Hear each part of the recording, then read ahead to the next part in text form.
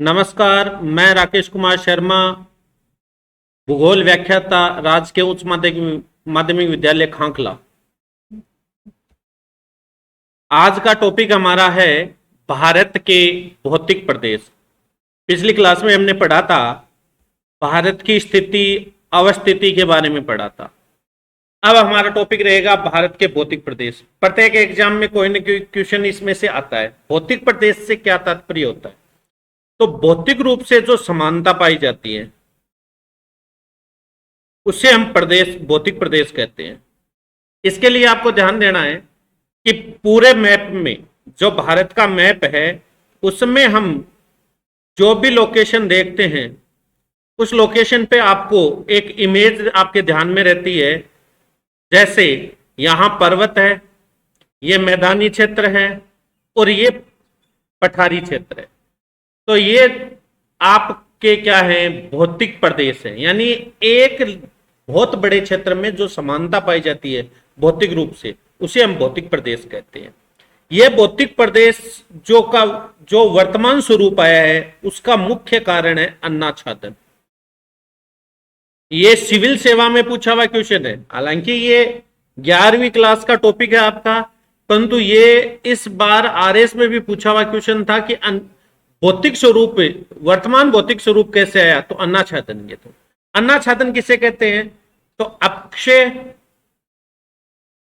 और अपवर्तन की जो संयुक्त प्रक्रिया है उसको हम अन्नाच्छादन कहते हैं। यानी कटाव के कारण और जमाव के कारण जो वर्तमान स्वरूप आया है उसे हम भौतिक प्रदेश कहेंगे। तो भारत को कितने भौतिक प्रदेशों में बांटा गया है, कौन कौन से भौतिक प्रदेश है, इनके बारे में हम अध्ययन करेंगे। सबसे पहली बात, पृथ्वी प्री कैम्ब्रियन युग की बात करते हैं, जहां सभी महाद्वीप क्या थे, जुड़े हुए थे। देखो आपके सामने एक डायग्राम दिया हुआ है, इसमें सभी महाद्वीप है वो जुड़े हुए। ठीक है ना। ये आपका भारत का हिस्सा रह गया, ये अमेरिका का हिस्सा है, दक्षिण अमेरिका का, ये उत्तरी अमेरिका का हिस्सा है, ये यूरोप और एशिया का हिस्सा है। तो ये इसी तरीके से ये क्या थे, सभी जुड़े हुए थे। उन्हें क्या कहा गया? पेंजिया कहा गया। सबसे महत्वपूर्ण बात है, संपूर्ण स्थलखंड एक जगह थे, उनको क्या कहा गया? पेंजिया।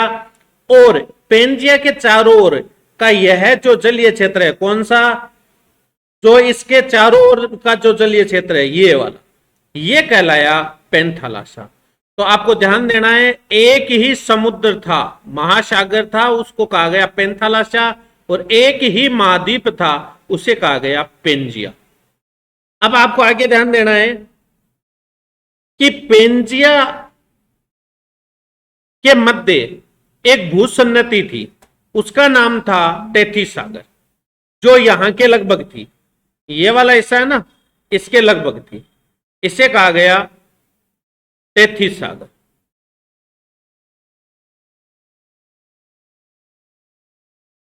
अब आगे की जो स्लाइड है उसमें आपको ध्यान देना है कि भारत को 4 भौतिक प्रदेशों में बांटा गया।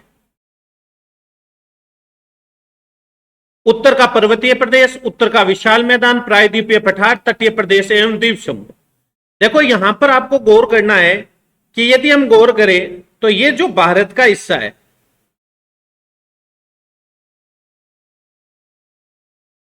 ये भारत है। इस भारत में ये जो हिस्सा है पर्वतीय क्षेत्र, यहां से प्रायद्वीपीय पठार यानी Indian plate, Indo Australian plate के द्वारा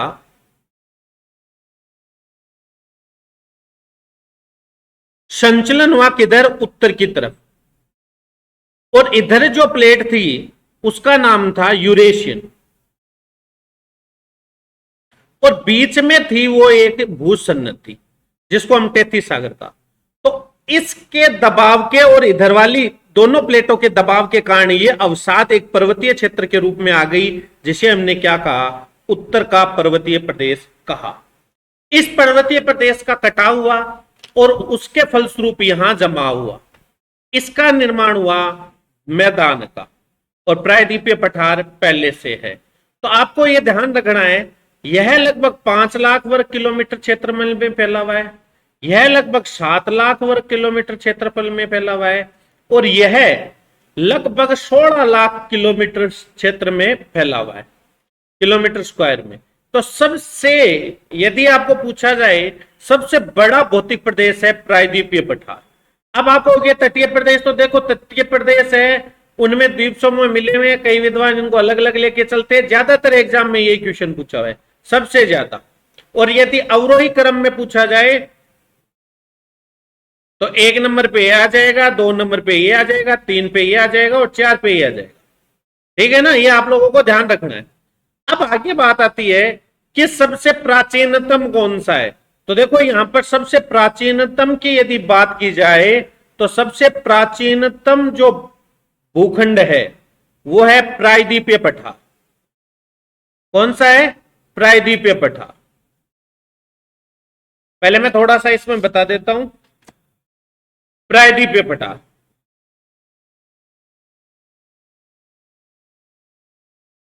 सबसे प्राचीनतम।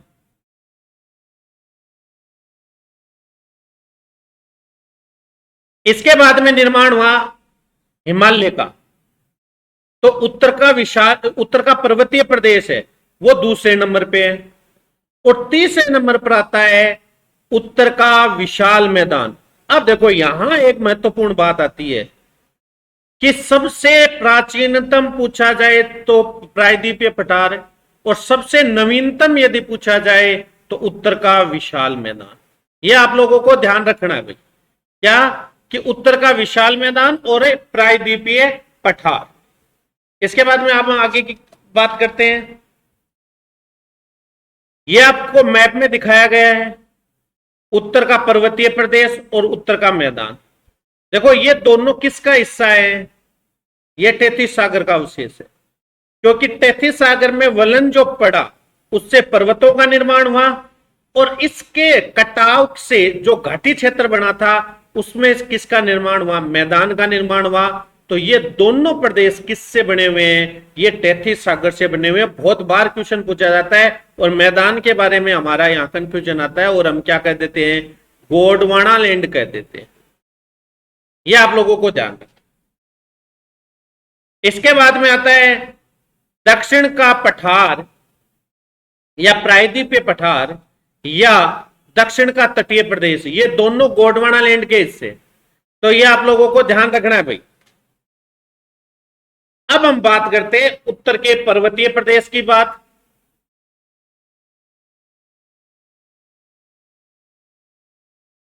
तो देखो उत्तर के पर्वतीय प्रदेश की पहले तो यदि क्षेत्र पूछा जाए तो 5 लाख किलोमीटर स्क्वायर है। ठीक है, इसका निर्माण लगभग 7 करोड़ वर्ष पहले शुरू हुआ था। तो यहां आपको ध्यान रखना है कि यह पर्वतीय खंड लगभग 4 श्रेणियों में बंटा हुआ है।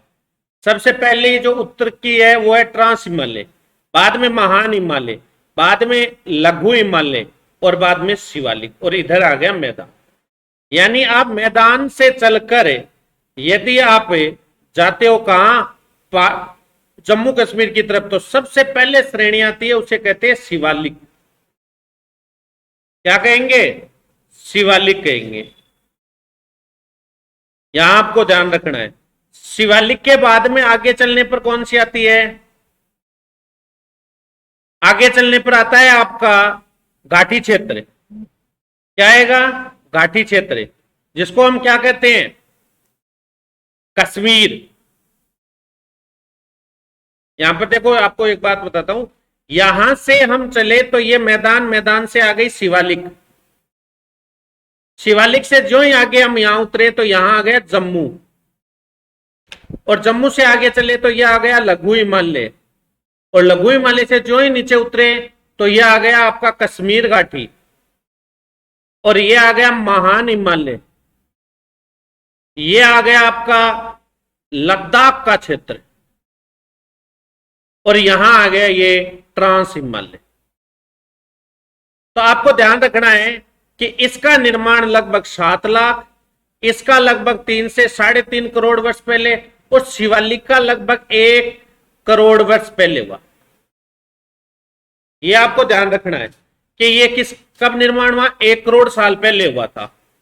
अब आपको यहां एक महत्वपूर्ण बात याद रखनी है कि शिवालिक श्रेणी क्या थी, सबसे नवीनतम है भाई। इसमें सबसे नवीनतम है, किसके अंदर है भाई, हिमालय पर्वत श्रेणी के, यानी उत्तर के जो पर्वतीय प्रदेश है उसमें सबसे नवीनतम है वो ये श्रेणी है। अब देखो इसमें आपको यहां पर ये दिया हुआ है पामीर की गांठ, पामीर की गांठ से यहां से एक जा रही है कुल्लुन, कुल्लुन बोलते हैं, यहां ये तिएन सांग जा रही है, ये हिंदू कुश जा रही है, और इधर आ रही है, इसको बोलते हैं आपका काराकोरम, यहां बोलते हैं लद्दाख, जास्कर, और इसके बाद में ये आती है आपकी कैलाश श्रेणी। ये सभी ट्रांस हिमालय का क्षेत्र है, तो उसके बारे में हम पढ़ते हैं। देखो यहां पर आपको ये खाली मैप दिया हुआ है, यहां ध्यान देना, ये है आपका काराकोरम श्रेणी।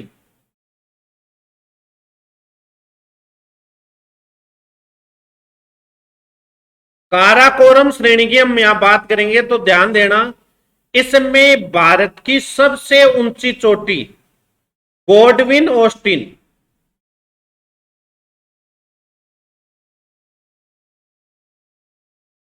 8,611 मीटर ऊंची स्थित है। यह वैसे पीओके के अंतर्गत आता है भाई, ये पीओके का हिस्सा है, ठीक है। आगे यहां ध्यान देना, यदि आपको पूछा जाए कि भारत की सबसे उत्तरतम पर्वत श्रेणी कौन सी है, तो उत्तरतम पर्वत श्रेणी है काराकोरम। काराकोरम श्रेणी में भारत का सबसे ऊंचा युद्ध स्थल, यानी विश्व का सबसे ऊंचा युद्ध स्थल है सियाचिन ग्लेशियर, जो भारत का सबसे ऊंचा ग्लेशियर है। यहां पर यह सबसे ऊंचा युद्ध स्थल है। यहां आपको ध्यान रखना है, यहां से एक नदी निकल के आती है जिसका नाम है नुब्रा, जो चुंबी घाटी से होती हुई प्रवाहित होती है। आपको यहां ध्यान रखना है कि इस क्षेत्र में कुछ ग्लेशियर हैं, उन ग्लेशियरों के नाम क्या है। ग्लेशियर का मतलब होता है यहां हिमनद है, तो यहां वाल्टेरो, स्पार, पियाफो। इससे आगे हम चलते हैं तो ये जो पर्वत श्रेणी है इसे हम कहते हैं लद्दाख। क्या कहते हैं, लद्दाख कहते हैं। लद्दाख श्रेणी है, उसके बारे में आपको ध्यान रखना है कि इसकी सबसे ऊंची चोटी जिसका नाम है राक्का पोसी, जो विश्व के तीव्रतम ढाल वाली चोटी है। यह महत्वपूर्ण बात है भाई, विश्व के तीव्रतम ढाल वाली चोटी है राकापोशी, जिसकी हाइट है 87 मीटर, ठीक है। यहां आपको ध्यान रखना है कि एक अन्य श्रेणी है जिसका नाम है जास्कर। भारत में लद्दाख और जास्कर श्रेणियों के मध्य कौन सी श्रेणियां, लद्दाख व जास्कर श्रेणियों के मध्य सिंधु नदी बहती है। यह क्वेश्चन बहुत बार पूछा हुआ क्वेश्चन है कि सिंधु नदी का प्रवेश किन दोनों पहाड़ियों के मध्य है, तो लद्दाख और जास्कर श्रेणियों के मध्य। यदि आपको यह पूछा जाए कि सिंधु नदी किन दो पहाड़ों के मध्य बहती है, तो आपको लद्दाख और जास्कर याद रखना है। इसके बाद में अगली जो पहाड़ी आती है उस पहाड़ी का नाम है कैलाश पर्वत। यह कैलाश पर्वत है, यह पूर्णतया तिब्बत में स्थित है। कहां स्थित है, तिब्बत में, यहां पर। और यहां कैलाश पर्वत से अपकेंद्रीय प्रवाह के रूप में, अपकेंद्रीय प्रवाह के रूप में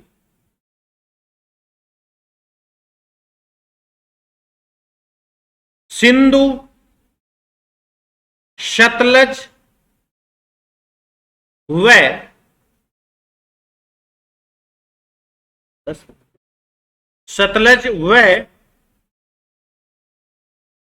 ब्रह्मपुत्र नदी का उद्गम होता है। ये तीनों नदियां पूर्ववर्ती नदी है, ये भी ध्यान रख लेना भाई। पूर्ववर्ती नदी यानी वो नदियां जो कौन सी, जिनका उद्गम हिमालय से पहले हो चुका था, यानी ये गोर्ज बनाते हुए निकलती है। तो ये आप लोगों को ध्यान रखना है। ये आपका हुआ ट्रांस हिमालय, यानी ट्रांस हिमालय कितने भागों में बंटा हुआ है? 4 भागों में बंटा हुआ है। कौन कौन से? काराकोरम, लद्दाख, जास्कर व कैलाश। काराकोरम भारत की सबसे उत्तरतम पर्वत श्रेणी है। इसमें भारत की सबसे ऊंची चोटी गॉडविन ऑस्टिन 8,611 मीटर ऊंची स्थित है। इसमें सियाचिन ग्लेशियर स्थित है जो विश्व का सबसे ऊंचा युद्ध स्थल है। और इसी में एक काराकोरम दर्रा स्थित है जो पाकिस्तान को चीन से जोड़ता है। यहां पर आपको ध्यान रखना है कि यहां पर वोल्टेरो, स्पार, बियाफो और सियाचिन ग्लेशियर स्थित हैं। इसके बाद में आती है लद्दाख। लद्दाख श्रेणी, एक बात और ध्यान रखना, लद्दाख विश्व का सबसे ऊंचा शीत मरुस्थल है। क्या है? शीत मरुस्थल है, यह ध्यान रखना है। और जो जास्कर श्रेणी, लद्दाख श्रेणी है, उसमें एक चोटी है जिसका नाम है राकापोसी। यह विश्व के तीव्रतम ढाल वाली चोटी है। इसके बाद में आती है जास्कर। लद्दाख और जास्कर श्रेणियों में कौन सी नदी बहती है भाई? तो यहां से बहती है सिंधु नदी। और इसके बाद में आता है आपका कैलाश पर्वत, जहां से सिंधु, सतलज और ब्रह्मपुत्र का उद्गम होता है अपकेंद्रीय प्रवाह के रूप में। और ये तीनों नदियां पूर्ववर्ती नदियां हैं। और पूर्ववर्ती नदी किसे कहा जाता है भाई? पूर्ववर्ती नदी कहा जाता है वो नदियां जिनका उद्गम हिमालय से पहले हो चुका है। अब आगे हम बात करते हैं भाई। यहां पर देखो, एक मैं थोड़ा सा मैप में एक बार फिर पढ़ा देता हूं। ये आपका मैदान है, यहां पर ये आ जाता है आपका शिवालिक, ये आ जाता है लघु, और ये आ जाता है महान, और ये आ जाता है ट्रांस। तो यहां पर आपको गौर करना है। अब हम बात करते हैं महान हिमालय की। तो देखो, महान हिमालय को इसको नेक्स्ट स्लाइड में लेके चलते हैं, जहां पे आपको पता चल जाएगा। ये तो मैंने आपको बता ही दिया, ये रहा महान हिमालय। तो देखो, महान हिमालय नंगा पर्वत से लेकर, ये सबसे महत्वपूर्ण है, यहां है नामचा बरवा, इन दोनों पर्वतों के मध्य अवस्थित है। कौन सा? महान हिमालय। इसकी एवरेज हाइट है 6100 मीटर और हिमरेखा होती है दोस्तों 4500 मीटर। इस कारण ये क्षेत्र है वो हमेशा बर्फ से ढके हुए रहते हैं। इसके कारण इसे हम क्या कहते हैं? हिमाद्री, श्वेत हिमालय और ग्रेट हिमालय कहा जाता है।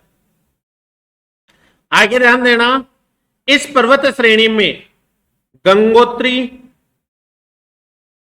यमुनोत्री, मिलाम व जेमू, ये ग्लेशियर स्थित है भाई। तो ये पूछा जा सकता है कि ये कौन कौन से ग्लेशियर महान हिमालय में स्थित है? तो गंगोत्री, यमुनोत्री, मिलाम व जेमू।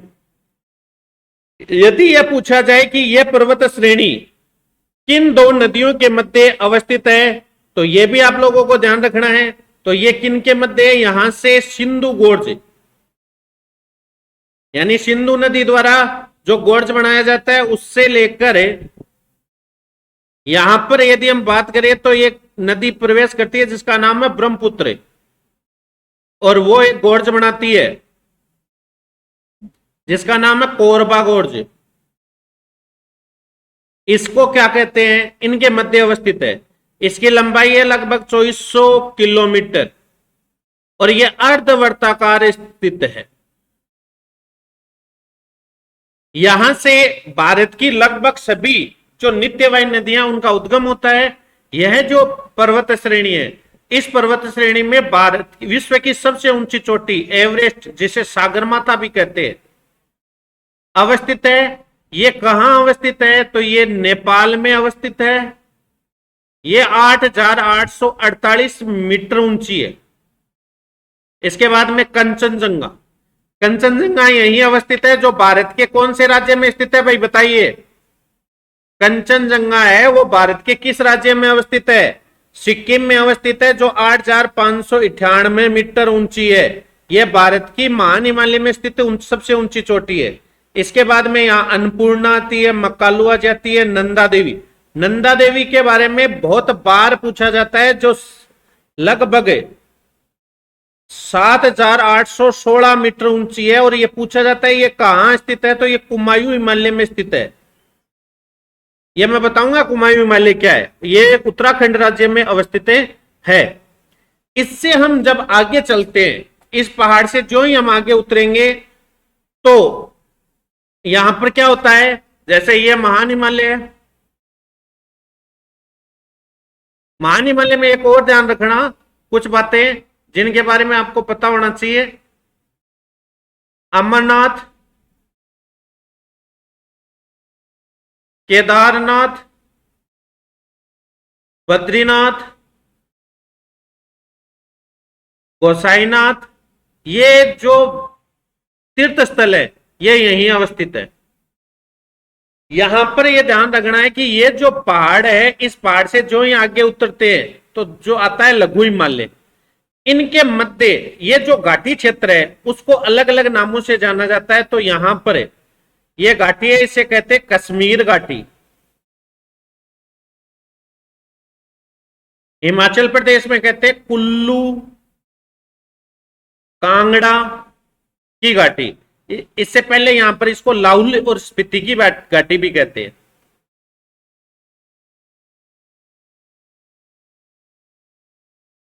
इसके बाद में इसे उत्तराखंड में कहते हैं फूलों की घाटी, फ्लावर वैली। और इसे नेपाल में कहते हैं काठमांडू की घाटी।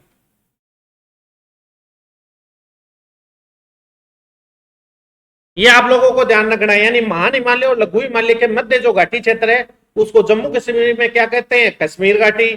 हिमाचल प्रदेश में लाहुल स्पीति और कुल्लू कांगड़ा की घाटी। और इसको आगे चलने पर उत्तराखंड में कहते हैं फूलों की घाटी, और नेपाल में कहते हैं काठमांडू की घाटी।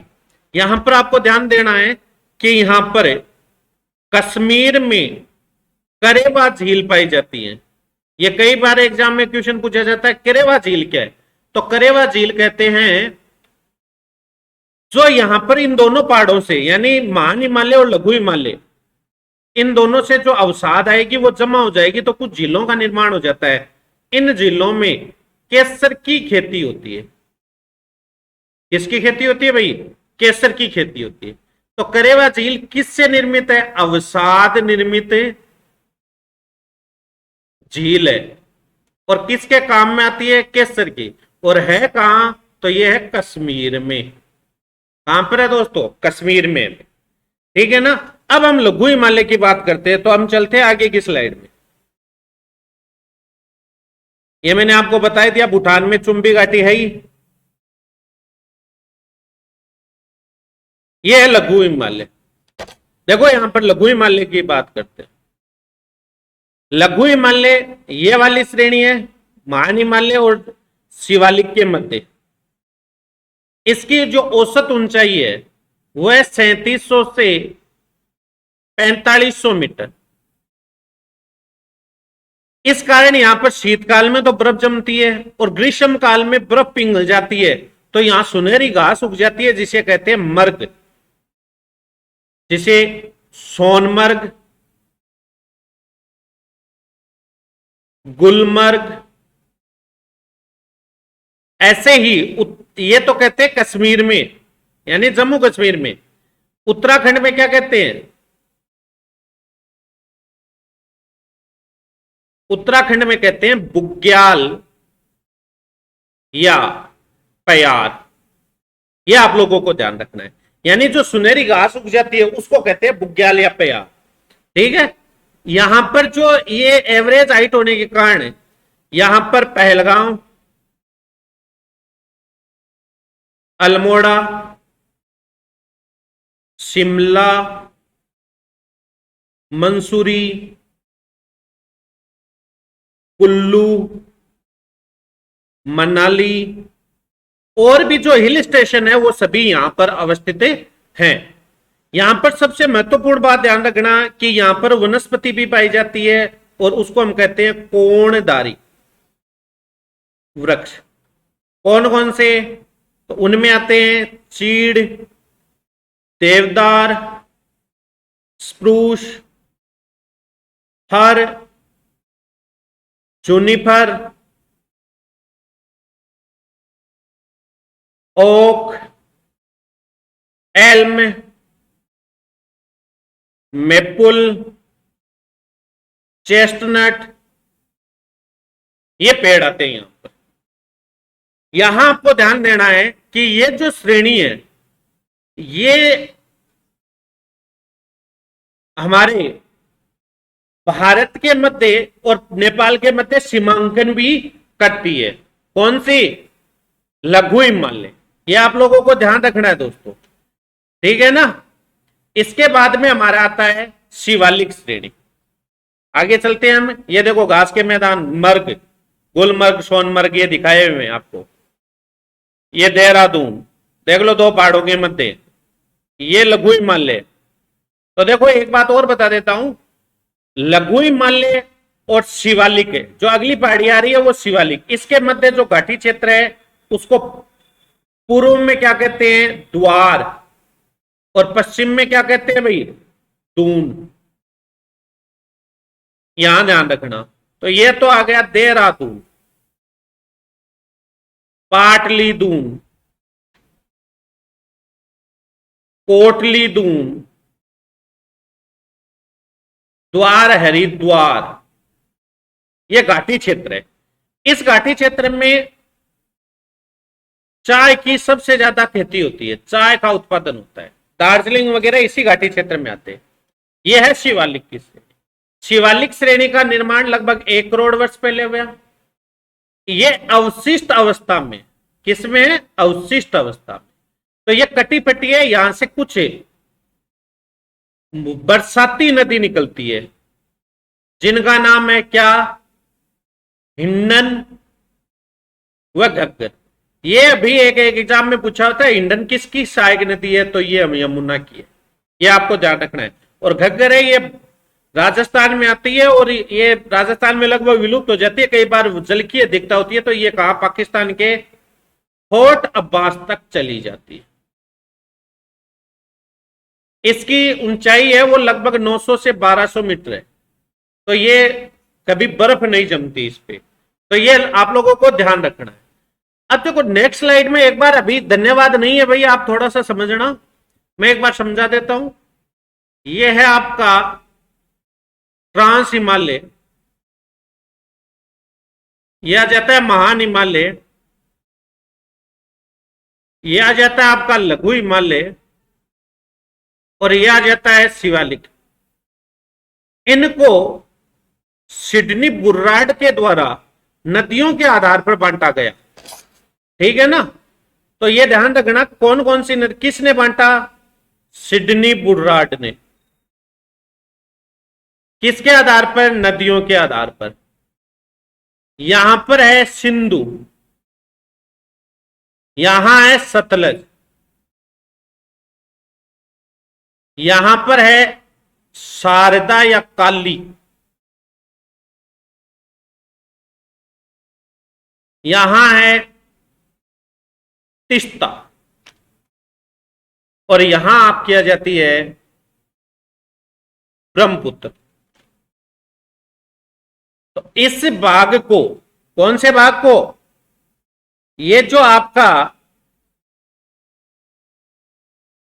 सिंधु और सतलज के मध्य है उसे कहते हैं कश्मीर हिमालय।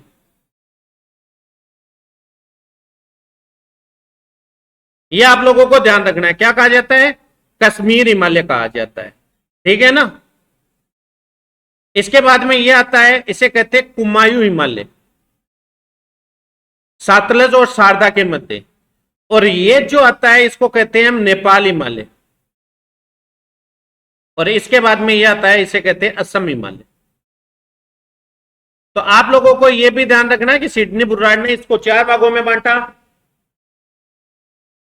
जिनमें से 560 320, 800 और 720, यानी कुल 2400 किलोमीटर लंबाई इनकी पाई जाती है। सबसे कम विस्तृत भाग है कुमायूं और सबसे ज्यादा है नेपाल।